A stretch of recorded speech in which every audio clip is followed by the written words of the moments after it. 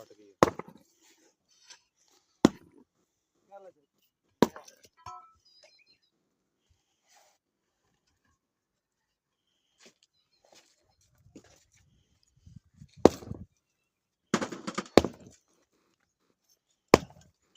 बाहर वास्ते हेलो छोरा मतलब यार